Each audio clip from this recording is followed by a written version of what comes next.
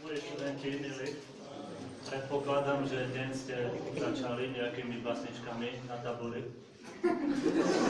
Dnes je sviatok Mikuláša, neučí sa, neskúša sa, lebo my nič nevieme a Petorky nechceme.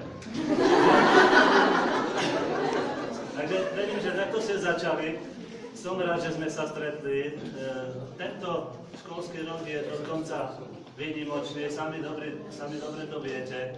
Začali sme to oslavou 70 rokov našej školy.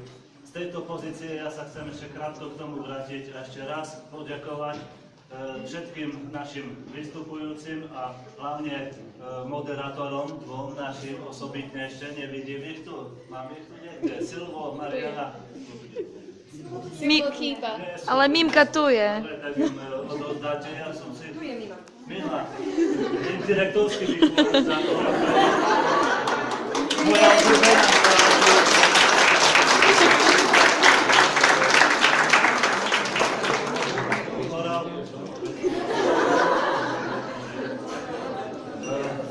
No a samozrejme, Mikuláš nám symbolicky potom otvára aj do obdobie do tých Vianoc.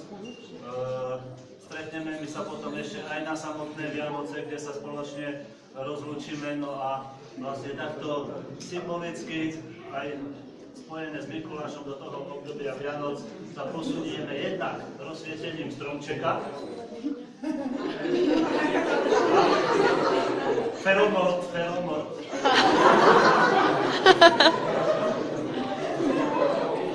Môže...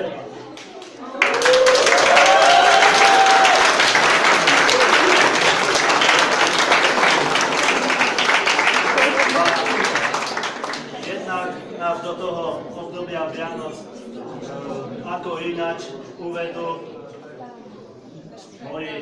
vaši spolužiaci, jedni z najšikovnejších študentov, už ste ich mali možnosť počuť. Ja som veľmi rád, že ich tu máme, spríjemňujú nám každú jednu takúto oslavu alebo slávnosť.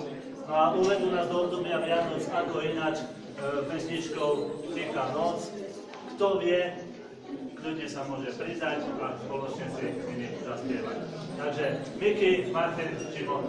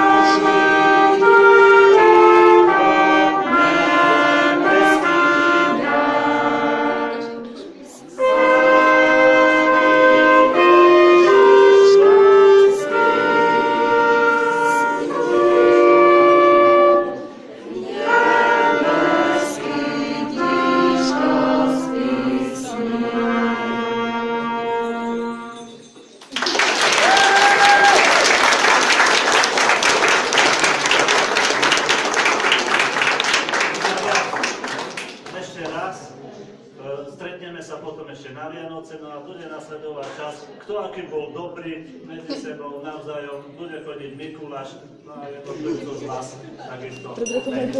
Tak vám ďakujem pekne.